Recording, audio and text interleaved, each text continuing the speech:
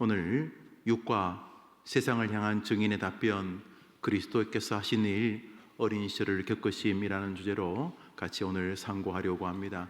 우리는 지난주까지 예수님께서 하신 일, 인간의 몸으로 이 땅에 오심에 대해서 같이 말씀을 드렸습니다. 우리가 이 땅에 태어나는 것이야 큰 일이 아닌 것처럼 보일 수 있죠. 누구나 다 동일하게. 그러나 예수님이 이 땅에 어린이로 태어나는 것은 자기 비하라고 해서 어울리지 않는 일을 행하셨다는 것이죠. 우리야 어린 시절로 태어납니다만 또 사람으로 태어나죠. 엄마 아빠가 사람이니까.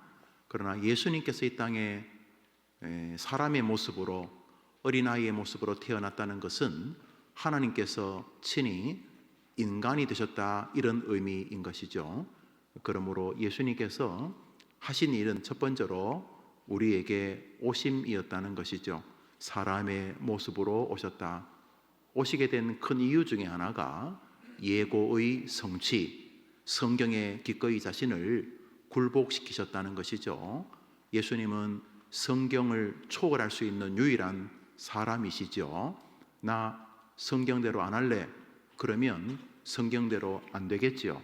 우리 모든 범인들은 성경대로 되지요. 한 번 죽는 것은 사람에게 정하신 것이라고 했으니까 그 길이 정해진 것이죠. 구하라 그리하면 주실 것이요. 우리는 구하는 것을 통해서 하나님의 은혜를 입죠. 그러나 예수님은 나 성경은 그렇게 말했지만 안 죽을래? 그러시면 안 죽으시죠. 구하라 그리하면 주실 것이요. 너희들이야 하나님께 구해야 주시지만 난 안 할래. 그러면 예수님은 성경대로 안 하셔도 되죠. 그렇지만 예수님도 이 땅에 계시면서 심한 통곡과 눈물로 하나님께 자기를 아뢰셨죠. 습관을 쫓아 이른 아침에 늦은 저녁에 기도하셨죠. 예수님도 성경에 자기를 이렇게 굴복시킨 것은 우리에게 사인을 주시는 것입니다. 거듭 말하지만 왜냐하면 혹시 우리가 말씀을 소홀히 여길까봐, 마치 자기는 말씀 밖에서도 충분히 영적 세계를 영위할 수 있을 것 같은 후에 목사들이 나올까봐, 성도들이 나올까봐 예수님 스스로도 성경에 자기를 굴복시키신 거죠. 그러니까 예수님의 자기 비하이고 우리에게 성경이 얼마나 높은 가치를 가지고 있는지를 보게 되는 것이죠.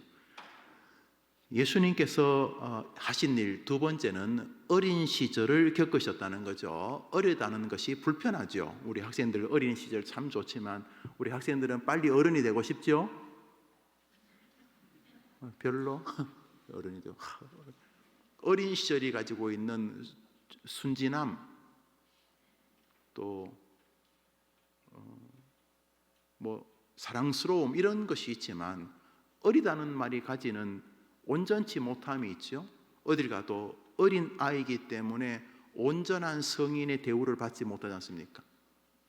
예수님께서 이 땅에 귀한 사역을 하러 오셨는데 뭐 구차하게 어린 시절을 겪고 이러십니까? 그냥 깔끔하게 그저 한 이틀 오셔서 다 처리하시고 다시 예수님이 계신 그 천국의 보좌로 온갖 천사들이 그 앞에 수종드는 그 자리로 곧바로 가셔도 되는데 예수님은 기꺼이 어린 시절을 겪으셨다는 거죠. 예수님이 누구신가? 우리를 위하여서 어린 시절을 겪으신 분이다. 이 신조와 이 교리에 대해서 오늘 같이 이제 상고하려고 하는 것입니다. 들어가는 물음 우리 이명호 목사님 읽어주시죠. 청소년들 중에는 자신이 좋아하는 연예인이나 운동선수의 동정에 민감한 이들이 많이 있습니다. 그들은 자신이 좋아하는 일명 스타들의 일거수일투족에 민감할 뿐 아니라 그 사람에 관해서는 그 어린 시절부터 최근의 동향까지 모르는 것이 거의 없을 정도입니다. 그러면 연예인들을 좋아하죠. 여러분들도 그러셨습니까? 막 그 고등학교 시절에 벽에 그 연예인 사진 걸어놓고 그러셨어요? 우리 권사님들? 그러셨어요? 누구였어요? 나오나? 전용록 어릴 때 전용록 사진을 걸어놨다고 그렇게 뭐 여튼간에 자기가 좋아하는 일명 스타들의 사진을 이렇게 걸어놨죠. 우리 학생들도 있는데 여러분 혹시 자기 집에 그 벽에 엄마 아빠 사진 말고 그 연예인 사진 혹시 있어요? 누구예요? 아직도 그래요? 아직도 우리 그래요?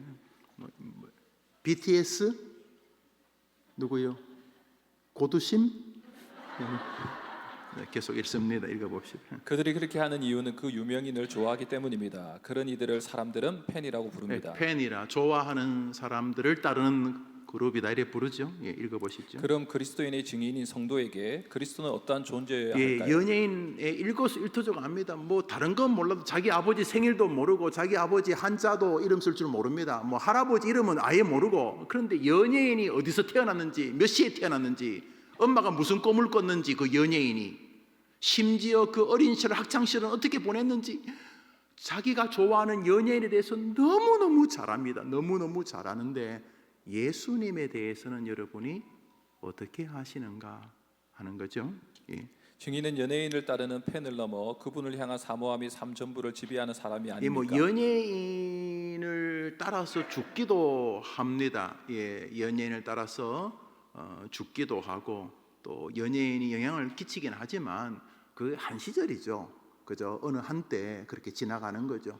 세월이 지나면 그래 뭐 이해된다 나도 그 연예인 쫓아다니고 그러던 시절이 있었지. 그렇지만 세월이 지나가면 그저 뭐 아슬한 동심이고 그런 거지. 우리가 세월이 흐르면은 좋아하던 연예인도 말 그대로 연예인으로 흘러갑니다만 기독교인들이 예수님을 좋아하면 한 시절 좋아하던 연예인이 아닙니다. 자기 생을 다 바칩니다. 자기를 기꺼이 그 좋아하는 예수님을 위해서 들이대 자발적이고 기꺼이 즐거움으로 기쁨으로 드리게 됩니다. 두만강 프로젝트를 갔을 때 만났던 몇몇 분들 선교사님들 보면서 세상에서 아주 유수한 공부를 하고 전문직을 가지고 있는 분들에도 불구하고 그들이 자신의 주님을 위해서 저 북쪽에 있는 가족 북에 있는 이들을 위해서 지난번에 그 하나원 교회 목사님 오셔가지고 우리를 아랫동네라 그러더구만요. 남쪽 사람을 아랫동네 윗동네 분들을 위해서 서울대 의대를 나왔는데 강남에서 뭐 아주 큰 돈을 벌던 의사분이 예수님 만나고 나서 그 한 달에 몇십만 원 박봉을 받으면서 선교하는 거 보면서 우리 학생들이 굉장히 깊은 도전을 받았습니다. 깊은 무슨 전문직이어서가 아니라 무엇이 저 사람을 저렇게 만들었을까? 슈바이처 의사고 음악 박사고 뛰어난 신학자인데 무엇이 슈바이처를 아프리카로 보내게 만들었을까? 우리나라 1907년 대부흥운동의 뿌리는 1905년 원산 하디 부흥인데 하드는 캐나다 토론토 대학을 거의 수석으로 졸업한 아주 뛰어난 의사였습니다. 서구 사회에서는 의사란 직업이 좋은 직업이죠. 거의 뭐 공산권에서는 그렇지 않습니다만 그가 가만 놔둬도 그 자기 나라 조국에서 귀하게 뭐 일명 잘 살 텐데 뭐 하려고 이 나라까지 와서 하디가 선교했는가? 알렌도 마찬가지고 왜 무엇이 저 조선의 땅에 와서 자신의 생을 바치게 만들었는가? 예수에게 빠진 것입니다. 아펠렌자 선교사님은 자기 두 딸이 다 한국에서 죽습니다.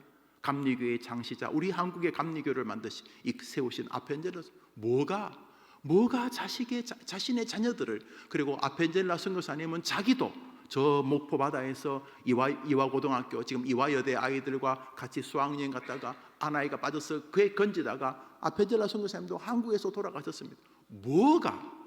뭐가 자기 나라에서 가만히 있어도 굉장히 뛰어난 인물들이 될 인재들이 알지도 못하는 조선 땅에 와서 왜 죽었는가?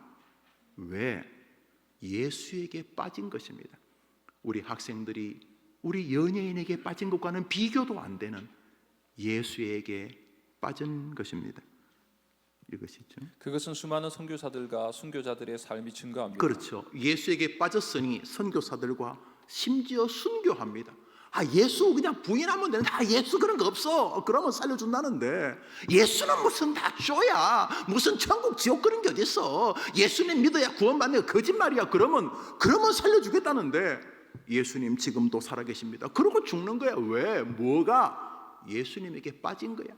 깊이 예수님을 사랑하게 된 거야. 예수님 사랑해.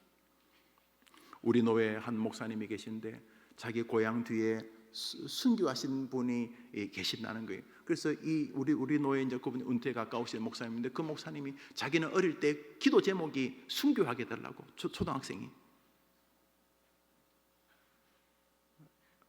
웃지도 않고 울지도 않고 여러분 아무 반응이 없네요.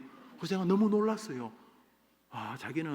자기는 어릴 때 하도 그 교회에서 우리 교회는 순교자의 피로 세운 교회다 늘 그런 말을 해가지고 이 초등학생 아이가 나도 순교해야 되겠다. 그래서 자기는 막 순교하게 해달라고 기도했다는 거예요. 놀랍지 않습니까? 뭐가 예수에게 빠진 것입니다. 연애할 때 정말 사랑하면 그 사람에게 모든 것을 주고 싶어하는 것, 그것이 천만 배 억만 배 큰 것이 예수의 사랑에 빠진 것입니다. 그래서 읽어보시죠. 오늘 우리가 함께 살펴보려는 주제는 그리스도인의 증인들이라면 마땅히 알아야 할 예수에 관한 빛나는 보석과 같은 교훈을 담고 있는 그분의 어린 시절입니다. 예, 우리가 예수님의 어린 시절을 성경이 말한 이유가 무엇일까를 생각하면서 이제 증인으로서의 삶을 살려고 하며, 증인, 나는 BTS의 팬이야, 나는 그 서클의 나는 장이야, 그 팬들의 그 팬들도 리더가 있더구만요. 리더가 힘이 세더라고 들어보니까요. 우리가 예수님을 사랑한다면 우리가 최소한 예수님에 대하여 증거하려면 예수님에서 알아야 될 거거든요. 사람들이 예수님 누구야? 몰라. 그러면 증인이 될 수가 없지요. 내가 연예인 누구의 증인이라면 내가 다른 건 몰라도 연예인에도 너무 잘할 것 아니에요. 너무 사랑하니까. 우리가 예수님의 증인으로 부름 받았다면 우리는 예수님에 대해서 잘 알아야 되지 않겠습니까? 그 중에 하나가 예수님의 생애에 아주 보석 같은, 다른 생애도 너무 귀하지만 아주 극소수만이 우리에게 전해지는, 왜냐하면 하나님께서는 예수님의 어린 시절 그 부분만 알아도 우리에게 충분하다는 생각 때문에 예수님의 생애 가운데 한 3토막 정도의 사건만 우리에게 이제 전해주고 계시는 거죠. 오늘 우리는 이번 주와 다음 주 예수님의 어린 시절, 우리 아동부, 청소년부 같은 예수님의 어린 시절에 대해서 상고하려 합니다. 예수님이 누구시냐? 이렇게 물을 때에 예수님은 어린 시절에 이렇게 말할 수 있기를 바라면서 말입니다. 연예인들을 사모한 나머지 스타의 어린 시절까지 탐구하는 팬들의 수고는 결국 의미 없는 허무로 끝나겠지만, 오늘 살펴보려는 우리의 작업은 우리의 신앙을 더욱 단단하게 만들어 줄 것입니다. 우리 구주 예수 그리스도는 어떤 어린 시절을 보내셨으며 그 의미는 무엇입니까? 지금 우리가 예수와 나, 증인들의 고백이란 이 제목으로 이 공부를 하고 있는데요, 많은 사람들은 예수님이 이 땅에 나의 구주다 하는 단발머적인 구호로만 예수님을 압니다.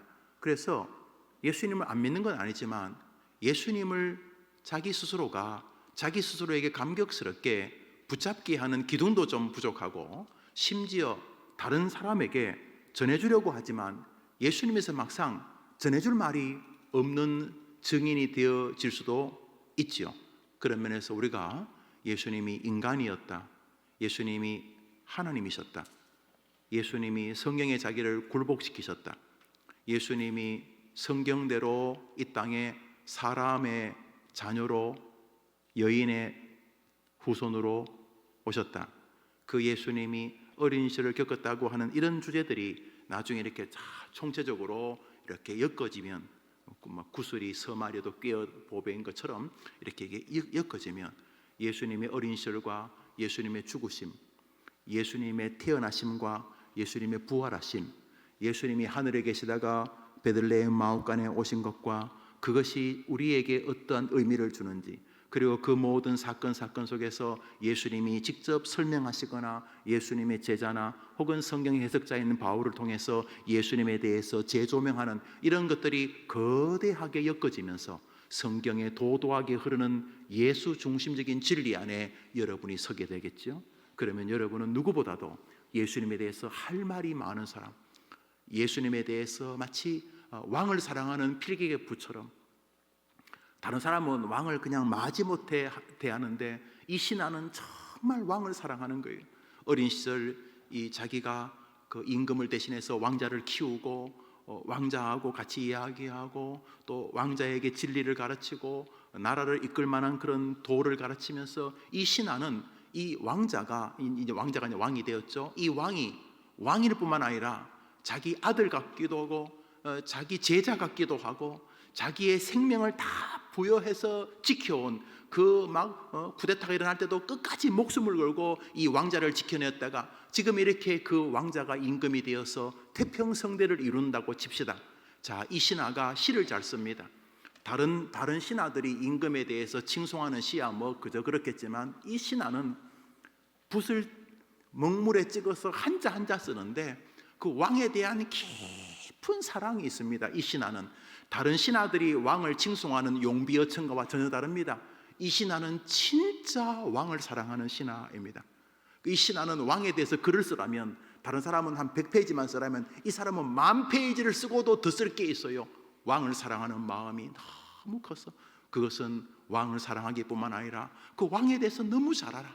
왕이 기침하면 왜 기침하는지, 왕은 밥을 먹으면 어떤 음식부터 숟가락을 떼는지, 왕이 저런 표정을 지으면 몸에 어떤 문제가 생겼는지 이 신하는 어릴 때부터 왕하고 살아왔기 때문에 왕에 대해서 너무 잘 알아. 왕이 어떤 문제를 놓고 고민하면 이 신하가 자기가 어떻게 도와줘야지 왕이 임금 노릇을 잘하는지 잘 알아. 이 신하는 정말 왕을 사랑해.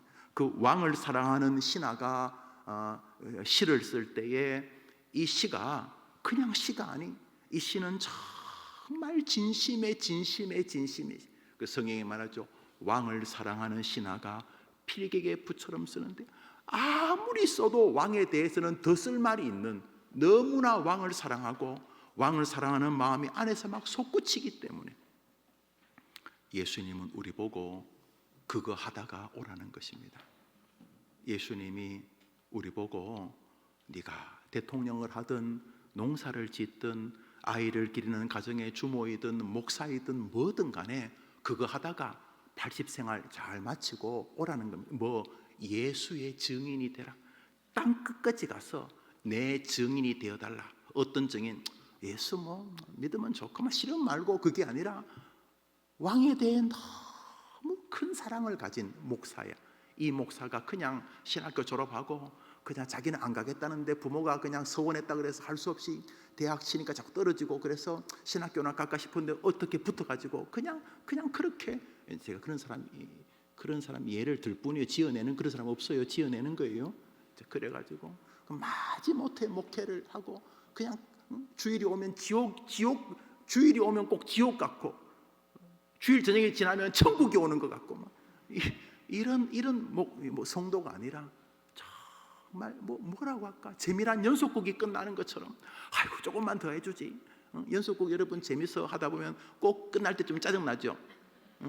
꼭 이럴 때 끝난다 이러고 연속곡 재미없어 봐요. 이거 언제 끝나나 그러지. 아이고 그런 것처럼 그저 주님에 대해서 너무너무 사랑으로 증인이 되어 이 땅을 한번 살아보다가 오라는 거거든요. 주님께서 예수 뭐 재미도 없고 그냥 뭐 믿으시려면 믿으시고 마시려면 마세요 이런 게 아니라 왕을 사랑하는 필객의 붓처럼 예수의 증인이 되라.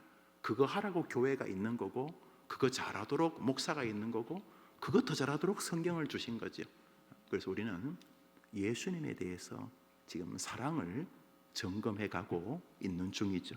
읽으시죠. 마리아와 종혼한 요셉은 그녀가 잉태하였다는 소식에 놀랍니다. 자신은 그녀와 동침한 적이 없었기 때문입니다. 당시의 정혼은 오늘날의 약혼의 개념보다 더 강한 구속력이 있는 결혼의 한 가정이었기 때문에 요셉은 갈등하였습니다. 그러나 천사로부터 그녀가 잉태한 이가 메시아임을 알게 된 요셉은 아이를 가진 마리아를 귀하게 여겨 그녀의 출산을 돕습니다. 이처럼 정혼한 사이임에도 불구하고 요셉이 마리아가 낳을 아이의 출산을 귀하게 여긴 것은 하나님의 섭리가 그들과 온 세상을 향해 있었기 때문입니다. 이건 잘 아시겠죠. 예수님에 대해서 먼저 설 때 여보게 예수님이 누군가 예수님은 나의 구주야. 그렇지, 자네들 뭐 예수 이름으로 기도하고 교회 가서 예수 그러는 안. 예수가 사람 아닌가? 사람 맞아. 이 사람아, 아니 예수가 아무리 훌륭해도 사람이잖아. 그 예수가 그 마리아인가 그 여자에서 낳았다면 그래 자네도 자네 어머님에게 낳았잖아. 자네나 뭐 예수님이나 뭐 예수님이 자네보다 좀 훌륭하긴 하겠지만은 여보게 자네도 정신 좀 차리게. 아니 뭐 예수가 뭐 아래서 박역그릇에 태어났다면 그래도 뭐 좀 뭐 신비하다 치지만 아이고 예수 뭐 그래봐야 뭐 자네는 그 어디서 태어났나. 나는 뭐 산파 우리 집에서 태어났지. 나는 그래도 산부인과 출신이야 이러면서 뭐 여튼간에 우리는 거기서 태어나고 예수는 마음과에 태어나고 그거지 뭐 뭔 차이가 있네 사람아. 그런데 여보게 예수님은 우리가 부부관계로 태어난 게 아니고 처녀에게 태어나서 이 사람아 그 말을 믿나 이 사람아. 처녀가 애를 가져도 핑계가 있다면 그걸 속담 있잖아 이 사람아. 그 어떻게 알아 이 사람아.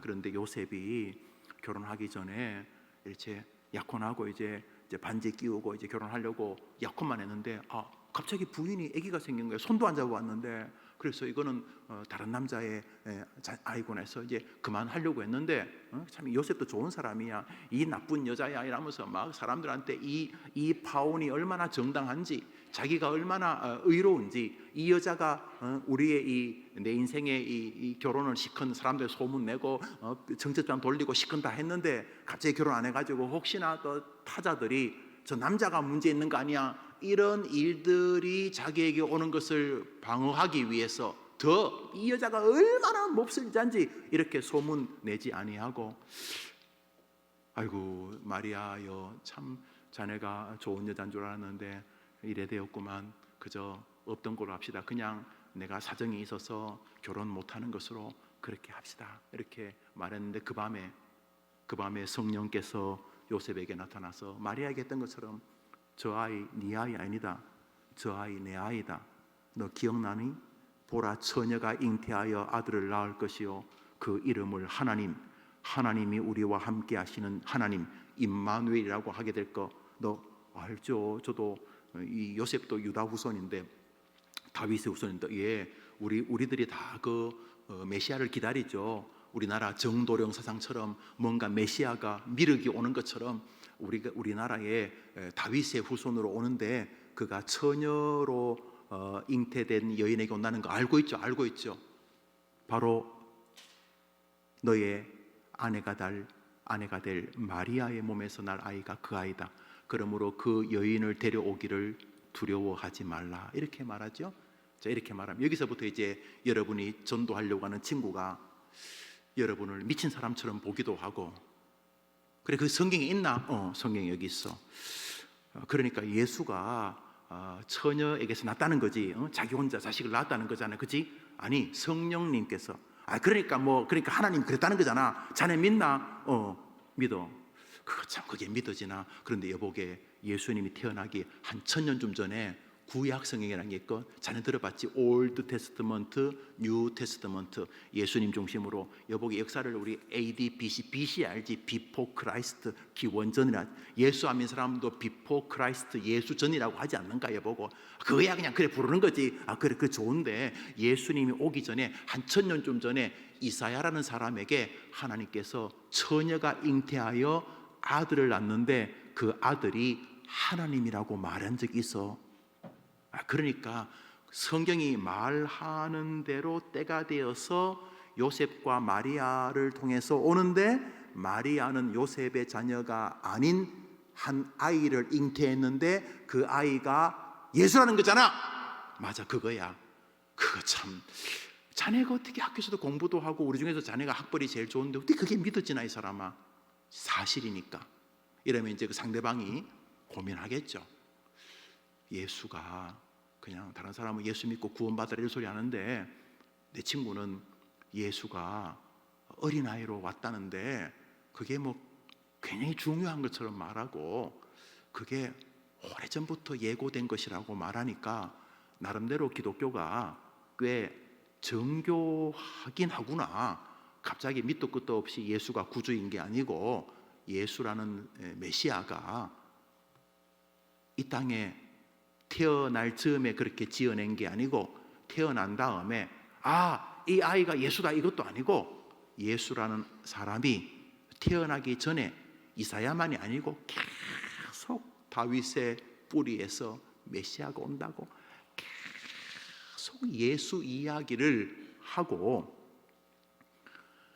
예수님이 오기 전에 사람이 죄를 지으면 짐승이 대신 죽고 대신 제사를 드리는 게 보통 성경 특히 레위기에 잘 나와 있는데, 예수님이 이 땅에 오셔서 자기를 세상 죄를 지고 하는 하나님의 어린 양으로 불리우게 하고 자신도 마치 어린 양의 제물처럼 그 사명 때문에 온 것처럼 자꾸 제자들하고 말하다가 때가 되어서 사람들의 죄를 대신해서 죽는 짐승처럼 여인이 낳은 자 중에 가장 큰 자라는 세례 요한이 말한 그대로 세상 죄를 지고 십자가에서 자기 죄가 아니라 그 옛날 레위기에서 있었던 것처럼 죄는 사람이 짓는데 죽기는 짐승이 죽고, 그럼 요 메커니즘을 하나님이 받아주셨던 것처럼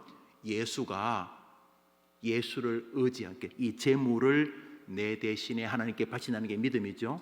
예수를 내 대신에 예수님께 바친다는, 예수를 믿는 이 제물을 바치면서 하나님의 용서를 받는다는 그 원시적인 믿음처럼 예수라는 제물을 내 대신에 바치면 하나님이 용서하신다는 믿음을 가진 사람들에게 구원, 죄 용서 주기 위하여 예수가 이 땅에 와서 죽었다는 것까지, 이렇게 예수의 어린 시절까지 계속 연결되는 하나의 거대한 패러다임 안에 예수님의 어린 시절이 있다. 지금 우리는 그것을 상고하려는 것입니다. 지금 이렇게 조각조각 난 것을 이렇게 조금씩 메워져 가고 있죠. 이제 30과 중에 6과를 하고 있는데 이렇게 메우면서 성경 전체가 예수 이야기, His story, His story라는 것을 이제 알게 될 것입니다. 계속 읽으시죠. 그동안 나사렛에서 살던 요셉과 마리아는 세금을 더 효과적으로 징수하려는 로마 정책에 따라 인구 조사를 위해 요셉과 마리아의 고향이요 다윗의 고향인 베들레헴으로 가게 됩니다. 그들이 다윗의 후손이었기 때문입니다. 그곳에 도착했으나 비슷한 이유로 여기저기서 밀려든 많은 사람들 때문에 숙소를 얻을 수 없었던 그들은 어느 마구간을 빌려 출산을 하게 됩니다. 바로 예수 그리스도의 탄생입니다. 이렇게 시작된 이 땅에서의 그리스도의 생애는 십자가에 못 박히고 죽은 지 사흘 만에 살아나 승천하시기까지 약 33년간 이어집니다. 그 가운데 그리스도의 어린 시절은 아주 조금밖에 우리에게 알려져 있지 않습니다. 예수님이 베들레헴 마구간에서 태어나게 되는데 주로 나사렛에서 사셨는데 왜 베들레헴에까지 가셨는가? 세금 문제가 있었어요. 그러니까 이스라엘 사람들에게 머릿수를 정확히 하기 위해서 호적을, 사람을 먼저 주민등록증 있어야지 세금을 매길 것 아닙니까? 그러니까 세무당국이 예나 지금이나 세금을 걷지요. 그래서 인구 조사를 하기 위하여서 좀 번거롭지만 강제했습니다. 강제. 그러니까 마리아는 이제 몸이라도 풀고 애라도 낳고 가면 좋은데 아주 강하게 로마가 또 로마의 어떤 앞잡이들이 계속 강조해서 할 수 없이 자기 고향으로 돌아가서 호적을 하게 되었어요. 요셉과 마리아가 다 유다 지파입니다. 둘 다 그 유다 지파여서 할 수 없이 베들레헴 유다 지파의 동사무소가 있다 생각하시면 되겠습니다. 주민센터가 있어요. 거기 가서 이제 호적 정리하러 간 겁니다. 나라에서 명령하니까. 그러니까 갔는데 출산대가 가까워져서 많은 사람들이 그곳에 모여 있으니 여관이 없었다는 거죠. 배는 부르고 하니까 어느 마구간 주인이 안타까워서 아이고 참 이거 지금 우리 방에도 지금 100명 좀 들어와 있는데 우리 마루에도 이거 어떡하지? 이거 바람이라도 피할 곳이 이 마구간밖에 없는데 그랬겠죠. 마구간에 가시오 이라기보다는 자기 방에도 지금 한 24명 있고 그러니까 이 어떻게 할 방법이 없었겠죠. 그래서 나오진 않았지만 어느 마구간 주인이 이제 마구간에 이렇게 짚을 좀 깔고 그래서 거기서 아이가 출산을 하게 된 거지요. 그런데 이 부분도 성경은 이야기를 하고 있었다는 것이죠. 계속 살펴보겠습니다. 이 생각하는 물음, 예수님의 유아 시절은 세 가지의 기록만이 우리에게 알려져 있습니다. 그것은 성전에서의 의식, 동방 박사들의 방문, 그리고 애굽으로 피신입니다. 또한 예수님의 소년 시절의 간에서는 12살 되었을 때 성전에 올라갔던 일 한 가지만 기록되어 있습니다. 우리가 유아 시절이라고 할 때 유아의 기준이 서로 좀 예민합니다. 2살이든 4살이든 그러니까 하여튼 예수님의 소년 시절, 어린이라고 말하기 어려운 자기의 의사를 표현하기 할 수 있는 그런 시절 말고 부모에게 완전히 종속되어 있는, 그러니까 초등학교 한 1학년, 2학년 되면 자기들의 에고가 있죠. 싫어요, 좋아요, 그래요, 안 그래요, 이렇게. 그러나 지금 뭐 1살, 뭐 6개월, 뭐 이렇게 뭐 이제 뭐 13개월 이런 아이들이 자신들이 자신의 의사를 가지고 옳아요, 글러요, 맞아요, 틀려요 말할 수가 없죠. 그래서 예수님의 그 유아 시절, 자기 의사를 표현하기 어려워하는 그런 유아 시절이 성경에 한 3개의 이렇게 에피소드로 있습니다. 3개의 주제로 있고, 그다음에 예수님의 소년 시절이 성전에서의 시절이 나오면 아주 작게 나오죠. 먼저 유아 시절입니다. 애굽에서의 어린 그리스도의 일가가 나사렛에서 베들레헴으로 가게 된 이유는 무엇입니까? 우리 누가복음 2장 1절로부터 5절 다 찾아오셨지요? 이 침묵이 뭘 의미하는 거죠? 여러분 성경을 미리 찾아보시면 약간의 수고가 되고 또 오랜만에 글을 쓰니까 어색하긴 하실 거예요. 그렇지만 종이 한 장 가지고 그래 또 언젠가 내가 나이가 들어서 손자 손녀하고 이거 공부할 수도 있을 테니까 해보자 하고 써보시면, 여러분이 써서 목사와 함께 공부하면 새로운 맛을 볼 수 있습니다. 우리 읽어봅시다. 시작.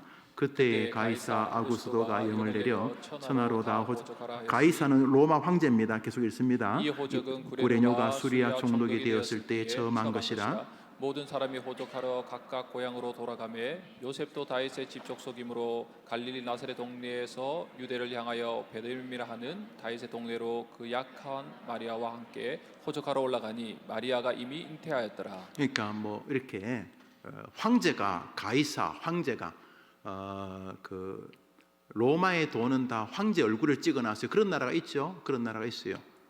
북한 돈이 다 그렇진 않아요. 북한 돈 보니까 김일성 얼굴도 있고 뭐 그렇던데, 영국 돈은 확실히 그래요. 영국의 잉글랜드의 돈은 지금 이제 찰스로 얼굴이 바뀌었는지 모르지만 엘리자베스 여왕의 얼굴로 파운드 50파운드, 뭐 2파운드, 5파운드, 1파운드 전부 다 여왕의 얼굴이 있습니다. 세계에서 가장 민주적인 국가라면 영국이 그 세계에서 가장, 요즘은 이제 강달러 때문에 미국 파운드 좀 뭐 흔들린다 뭐 그런 글을 읽은 것 같은데, 여튼간에 영국 파운드에는 전부 다 영국 왕의 얼굴이 있습니다. 21세기에도 그 시대에 이제 모든 로마의 돈은 가이사, 로마 황제가 있었는데, 황제가 말했습니다. 모든 이스라엘 사람들은 자기 고향에 가서 호적을 정리해라. 세금 문제가 제일 중요했던 것이. 그래서 할 수 없이 황제가 명령하니까 안 들으면 지방 관리들이 목이 날아날 테니까 애굽 사람, 이스라엘 사람들을 막 닥달을 해서 이제 호적을 하러 간 것입니다.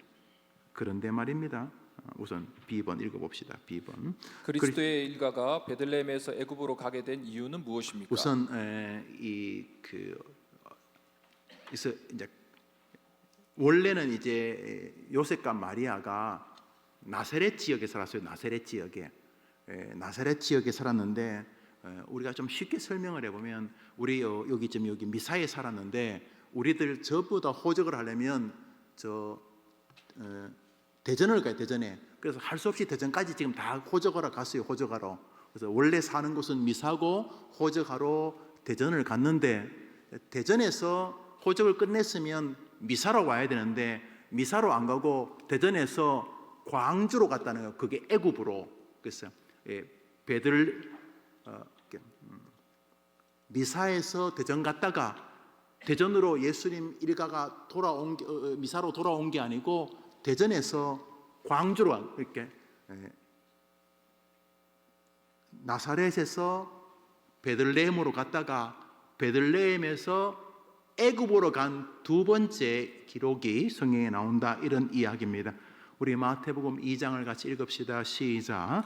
그들은 꿈에 헤롯에게로 돌아가지 말라 지시함을 받아 다른 길로 고국에 돌아가니라. 그들이 떠난 후에 주의 사자가 요셉에게 현몽하 이르되 헤롯이 아기를 찾아 죽이려 하니 일어나 아기와 그의 어머니를 데리고 애굽으로 피하여 내가 내게 이르기까지 거기 있으라 하시니, 요셉이 일어나서 밤에 아기와 그의 어머니를 데리고 애굽으로 떠나가 헤롯이 죽기까지 거기 있었으니 이는 주께서 선지자를 통하여 말씀하신 바 애굽으로부터 내 아들을 불렀다 함을 이루려 하심이라. 지금 예수님의 어린 시절입니다. 유아 때입니다. 아기가 이제 낳았어요. 뭐 아기를 낳아서 간 게 아니고 호적을 하라고 그래서 막 그랬겠죠. 아이고 그 관리님들 지금 집사람이 오늘 내일 합니다. 아 시끄러워 지금 가라고, 안 가면 우리 목 떨어지게 생겼어. 그래서 할 수 없이 여기서 베들레헴까지 간 거예요. 갔었는데 이제 호적을 뭐 하고 자시고 할 때 아기가 태어나니까 마오가에서 아기가 태어난 거예요. 태어났는데 동방박사 3명이, 그 당대의 동방박사는 그 세계적인 석학이었나 봅니다. 우리나라에도 왜 대통령이 이렇게 지금 청와대에서 나왔으면 용산에 계십니다만, 청와대 대통령들이 계실 때에 세계적인 석학 무슨 뭐 노벨상 받은 사람이 오면은 뭐 대학의 강의를 마치고 청와대 가서 같이 식사 한번 하자면 대통령이 세계적인 석학하고 사진도 찍고 격려도 하고 그러지 않습니까? 그런 것처럼 이 동방박사 3명은 그 당대에 그 시절에 굉장히 유명한 아마 박사들이었나 봅니다. 3명의 박사가 궁궐에 왔더니 이스라엘은 통치 방식이 2가지로 로마가 통치했는데, 하나는 옛날에 영국이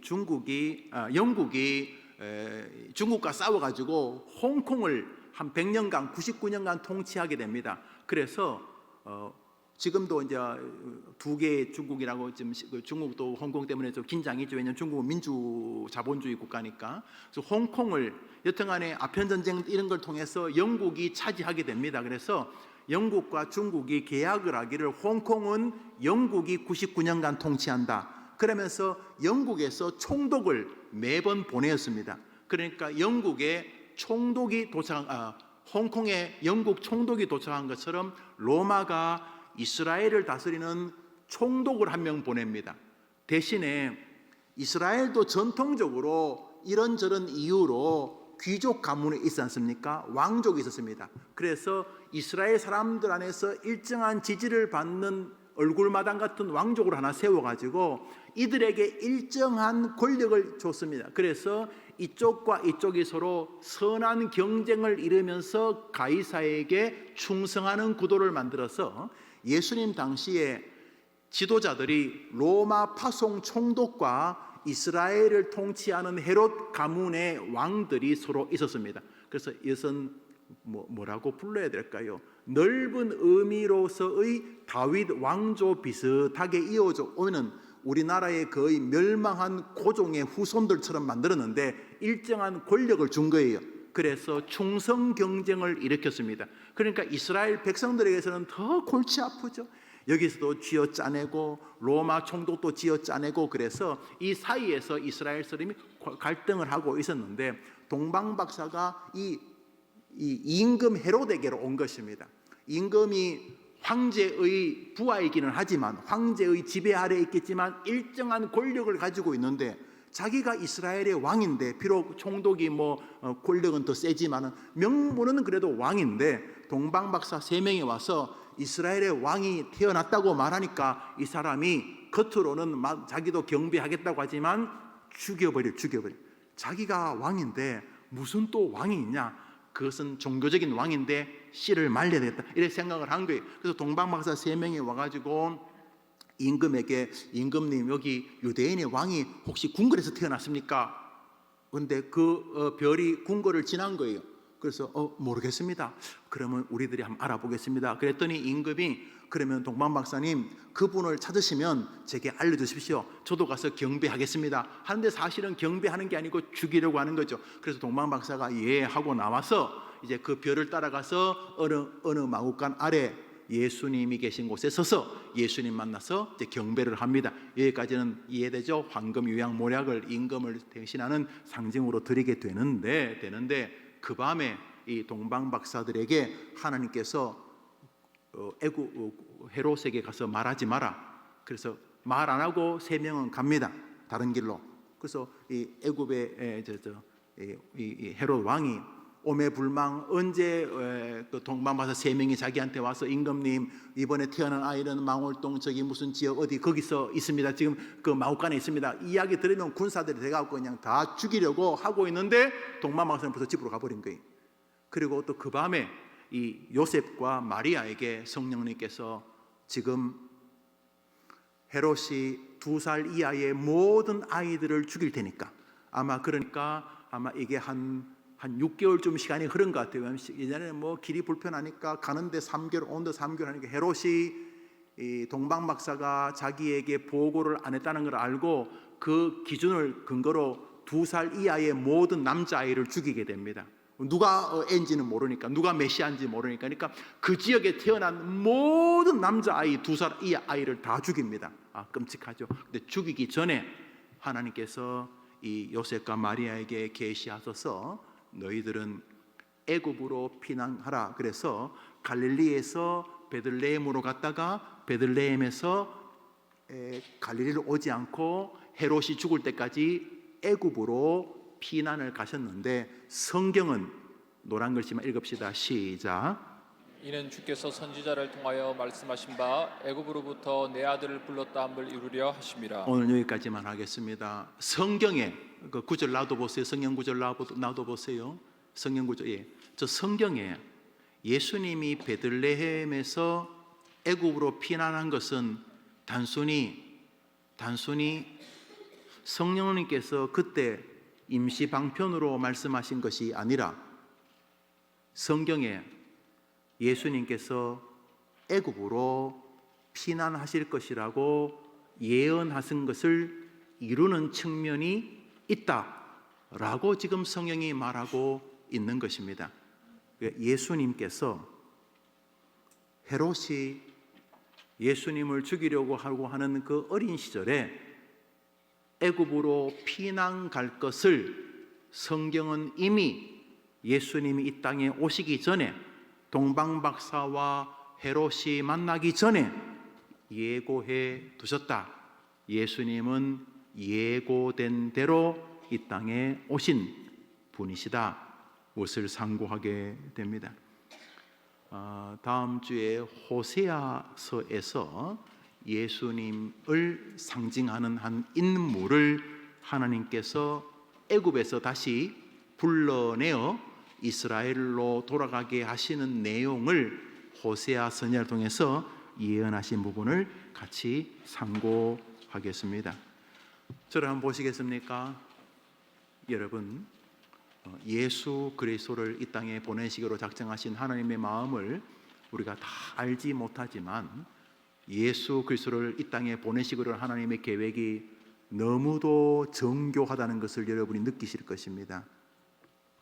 만일 하나님의 모든 전 계획이 있는 이 예수님을 끝까지 자기 구주로 영접하지 않을 사람이 겪을 하나님의 저주는 상상을 할 수 없을 것입니다.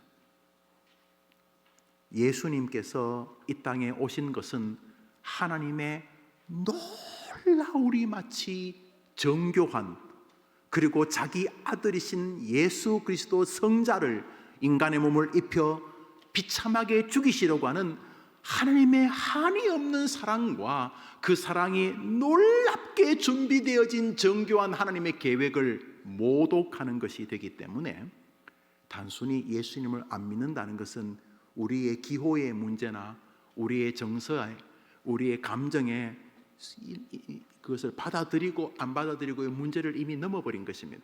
지금 느끼시는지 모르겠습니다만, 예수님이 이 땅에 오시기까지 성경 전체는 그것을 서포트하고 있습니다. 혹여나 우리가 예수님을 소홀히 대할까 봐 성경 전체가 우리의 구주가 어떤 분인지를 설명하고 있습니다. 엄밀히 말하면 창세기도 예수의 이야기일 뿐입니다. 출애굽기도 예수의 이야기일 뿐입니다. 출애굽기가 뭡니까? 창세기는 뭡니까? 레위기는 뭡니까? 다 예수의 이야기입니다.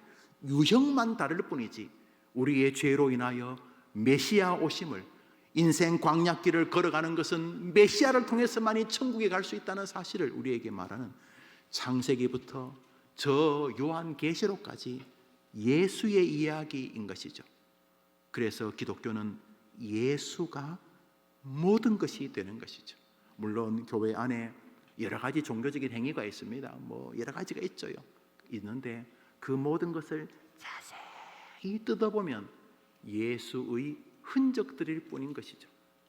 기독교의 핵심은 예수 그리스도인 것이고, 하나님이 기대하는 것은 그 예수님 안에 있는 하나님의 은혜를, 하나님의 계획을, 믿음과 소망과 사랑을 예수와 시줄 날 줄 엮이면서 예수와 이렇게 연결되고 예수와 저렇게 연결되고 예수를 저렇게 높이고 예수를 저렇게 부둥켜 안고 예수를 저렇게 경배하고 예수에게 저렇게 기대면서 얻는 예수 중심적 신앙의 세계인 것이죠.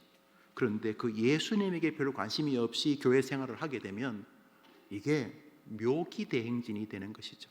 불행하게도 한국 교회가 교인들 전체를 광대를 만들 가능성이 높죠.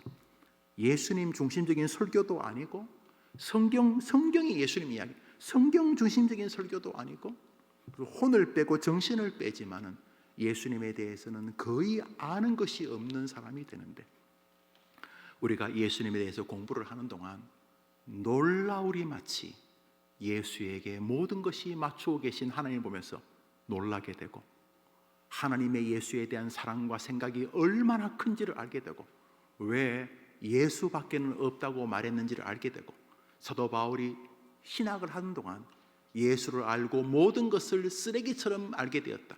다른 게 안 귀하다는 게 아니라 예수가 얼마나 큰지를 알게 되는 순간 상상을 초월하는 예수를 향한 하나님의 마음과 예수 안에 담아놓은 그 풍요로운 세계가 그를 바꾸었다, 이런 뜻이 되는 것이죠.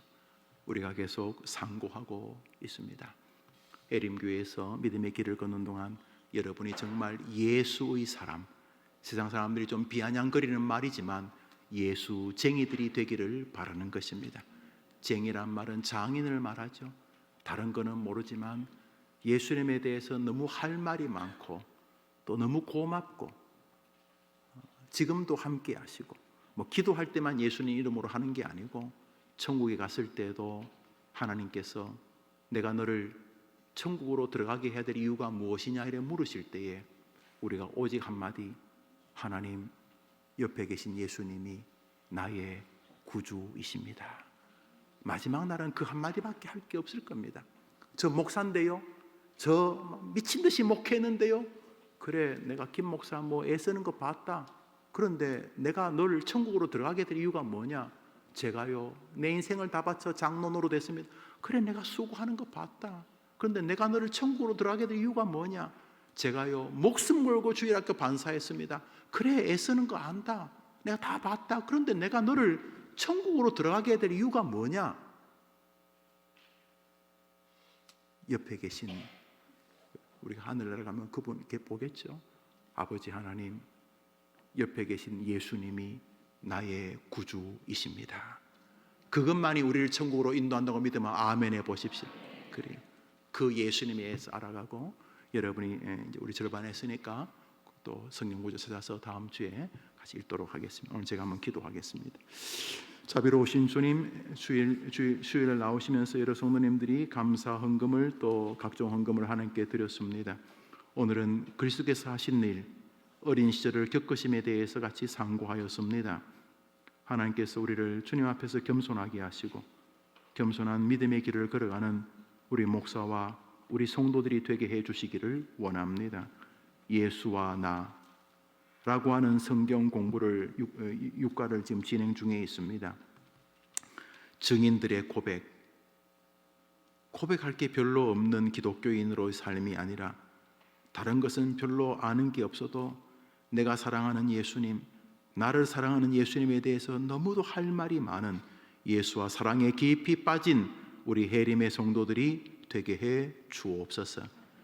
보라, 처녀가 잉태하여 아들을 낳을 것이요 그의 이름을 임마누엘이라 하리라. 예수 그리스도, 이 땅에 오신 하나님 나의 구주를 깊이 사랑하는 그 사랑 때문에 오늘도 교회 생활을 해나가고, 그 예수님에 대한 사랑 때문에 오늘도 가정생활, 사회생활을 해나가는 예수의 사람들 다 되게 해 주시옵소서. 이 공부를 같이 목사와 하는 동안 교회를 사랑하고, 성도들이 서로 사랑하고, 목사를 사랑하고, 자신이 공부하게 될 자녀와 후손들을 사랑하고, 그러면서 예수에 대해서 다른 사람들에게 아름답게 전파하는 증인들, 우리 해림교회 성도들 되게 해주시기를 예수님의 이름으로 기도합니다. 아멘. 주님 가르친 예배를 마치고 우리 더 기도하실 분은 자유롭게 기도하시고 돌아가시기를 바랍니다. 하늘에 계신 우리 아버지여, 이름이 거룩히 여김을 받으시오며 나라의 임하옵시며 뜻이 하늘에서 이룬 것 같이 땅에서도 이루어지이다. 오늘날 우리에게 일용할 양식을 주옵시고 우리가 우리에게 죄 지은 자를 사하여 준 것 같이 우리 죄를 사하여 우리를 시험에 들게 하지 마옵시고 다만 악에서 구하옵소서.